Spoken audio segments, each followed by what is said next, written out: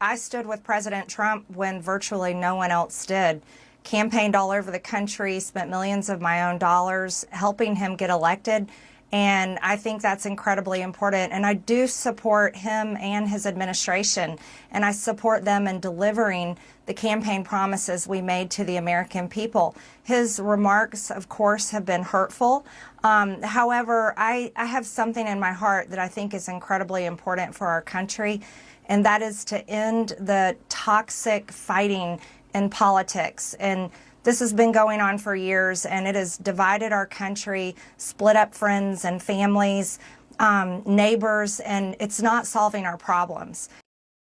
In today's video, Marjorie Taylor Greene absolutely destroys MAGA and Donald Trump on CNN's State of the Union. What makes this moment so wild is why it's happening. Marjorie Taylor Greene isn't just whining about Trump ditching her, she's openly accusing him of trying to bury the Epstein files, something MAGA influencers have spent years demanding to be released. And suddenly, now that names close to Trump are involved, the outrage machine goes silent. So let's dive in and watch how Marjorie Taylor Greene shuts down MAGA and Donald Trump on CNN's State of the Union.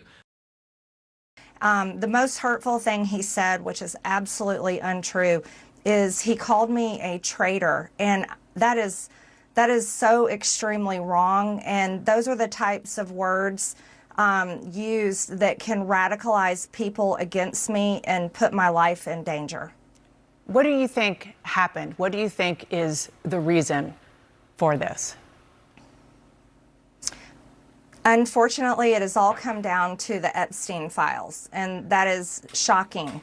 And, you know, I stand with these women. I stand with rape victims. I stand with children who are in terrible sex abuse situations. And I stand with survivors of trafficking and those that are trapped in sex trafficking.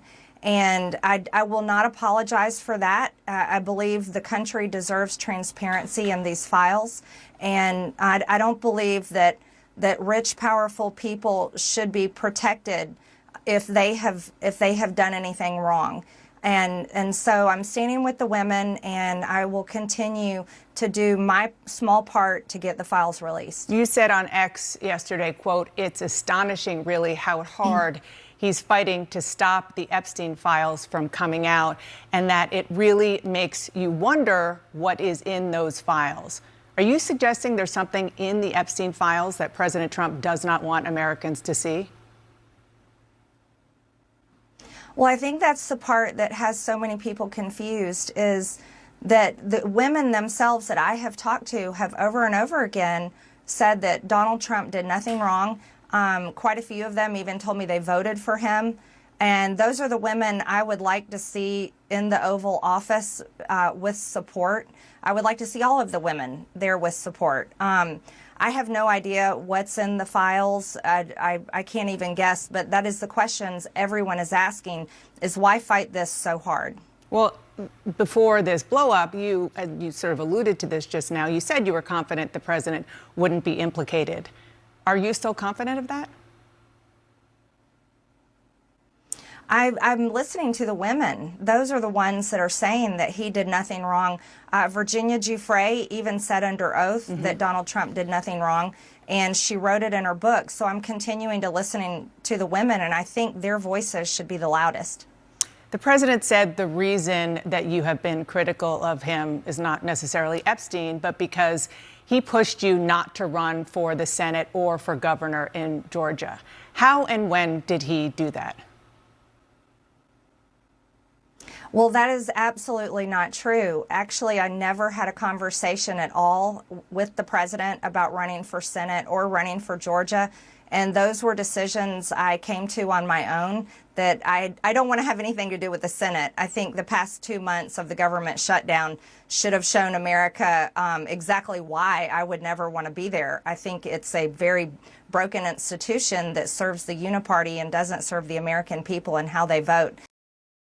What also gets lost in the noise is that the Epstein scandal is bipartisan in the most depressing way possible. According to court records, more than 150 names were redacted in the original files. Some were Democrats, some were Republicans, some were international officials. But the people with the power to release the documents, regardless of party, always seemed to hesitate. Survivors have been calling for the full truth for decades. MTG is landing on that truth by accident, but she's not wrong. Rich, powerful men have been protected for far too long. And yes, she's also suddenly positioning herself as the champion of abused women. I'm glad she's listening to survivors now, but it's worth pointing out that this is the same person who mocked Parkland survivors, questioned school shootings, and voted against reauthorizing the Violence Against Women Act. So if she's having a real moral awakening, that's great. But it also shows you how broken our political system is, that it takes personal betrayal for some Republicans to rediscover principles like transparency, accountability, and basic human empathy.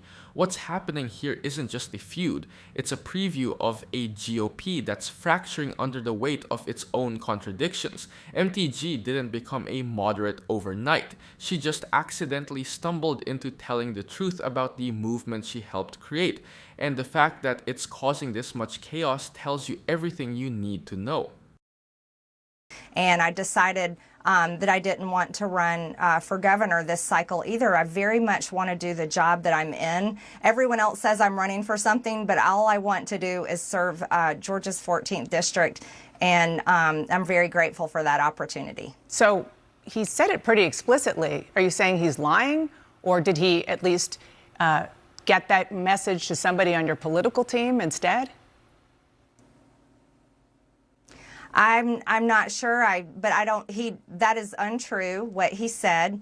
I don't know if he's being fed wrong information. I honestly have no idea in that area, but it is absolutely factually not true. Nor have I called him, and White House logs would prove that. His own cell phone records would prove it. I have not been calling the president, but I did post messages that I had sent to him, and that was to protect, get involved. This is important. The American people want the Epstein files released. And, I've stood with the president. I have disagreed with him at times, Dana, and I'm allowed to do that. I think that's the most important thing we can do as Americans. And I'm urging my party. I've been putting massive pressure on my party and our speaker to pass the agenda that the American people vote for. That's the agenda that I fought for. Those are the campaign promises I made.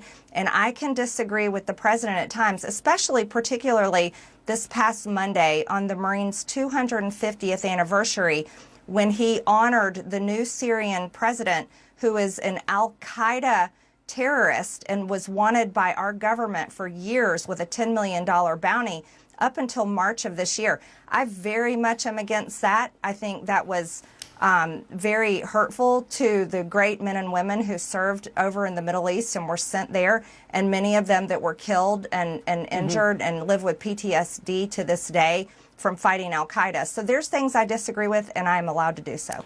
Well, you mentioned the Syrian leader at the White House. You've also been critical of President Trump over foreign entanglements, H-1B visas. Now he's moving military assets towards Venezuela. I do want to play something that he said this week. Don't forget, MAGA was my idea. MAGA was nobody else's idea. I know what MAGA wants better than anybody else, and MAGA wants to see our country thrive. Do you agree? Do you think he represents the MAGA movement as he once did? Well, what the American people voted for with MAGA was to put the American people first and stop sending foreign aid and stop being involved in foreign wars. They very much deserve to be put first. Cost of living is far too high. Health insurance is completely out of control. And those are two issues I have been very vocal on for months and months now, long before Republicans were shocked when those big losses came on this past Tuesday's election.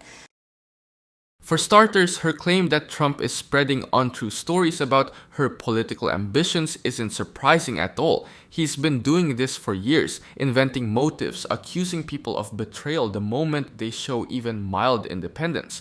Look at what he did to Mike Pence, Bill Barr, John Kelly, and most recently, Liz Cheney. Trump routinely projects his insecurities onto others and rewrites history to protect his ego. And the part that really stands out is when she talks about Trump honoring a Syrian figure linked to Al-Qaeda. She's not wrong to be upset about that, because the US government did have a $10 million bounty on this guy for years. This isn't some fringe gripe. Even foreign policy analysts on the right were stunned. It fits into a broader trend where Trump has repeatedly elevated extremist figures abroad, whether it was cozying up to Kim Jong-un, defending Mohammed bin Salman after the Khashoggi murder, or giving the Taliban political legitimacy before they retook Afghanistan.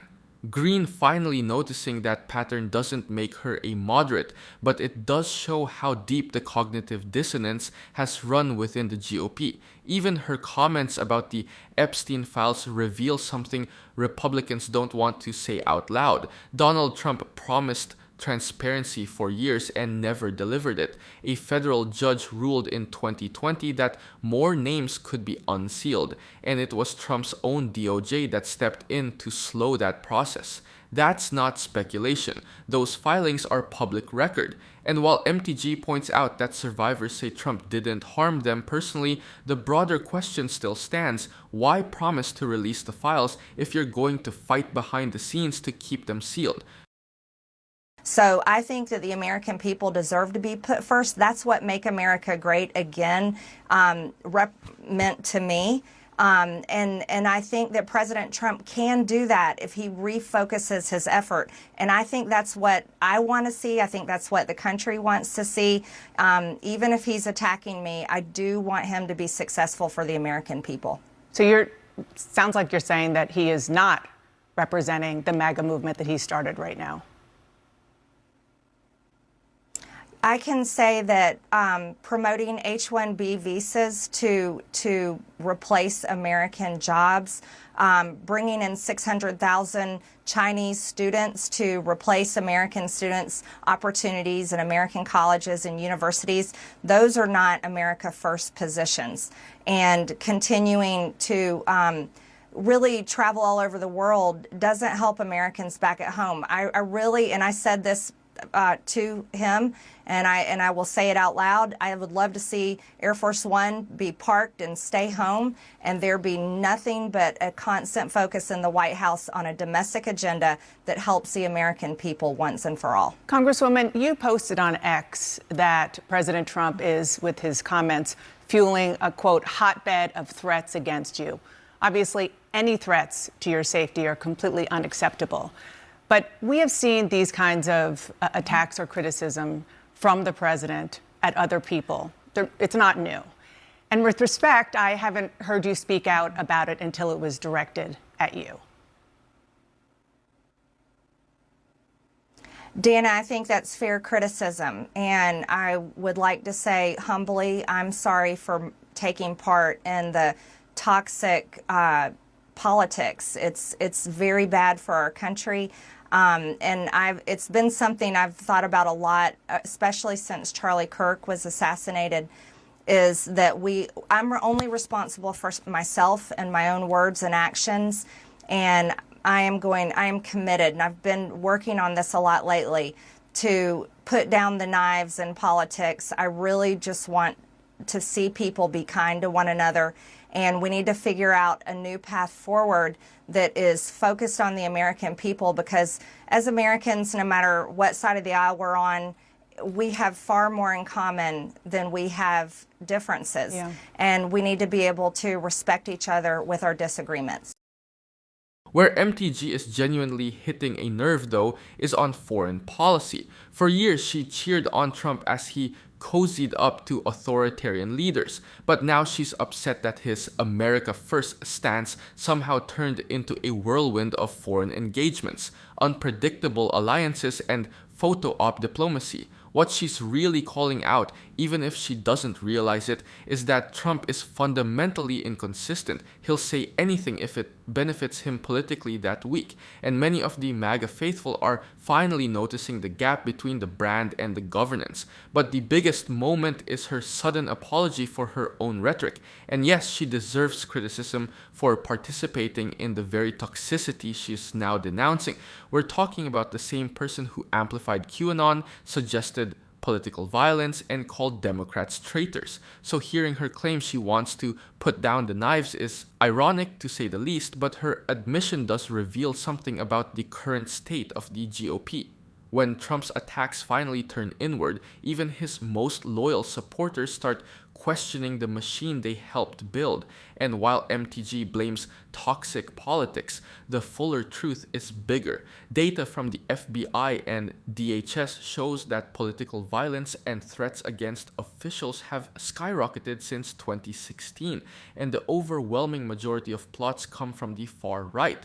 The atmosphere didn't form out of nowhere. It came from years of leaders telling their supporters that political opponents were evil, un-American, or enemies of the people. MTG participated in that. Trump perfected it. Now she's shocked to become a target of the very rhetoric she normalized. Pause. Are you getting tired of getting half the story from biased news sources? One outlet says one thing and another says the complete opposite. How are you supposed to know what's actually true? That's where ground news comes in. It lets you compare how different media outlets, left, right, and center, are covering the same story. So you can see the full picture instead of just the echo chamber. And here's the best part. Click the link in the description and get 40% off the Vantage tier, which gives you even deeper insights into media bias and political trends. Stay informed, think for yourself, and check out ground news in the description down below.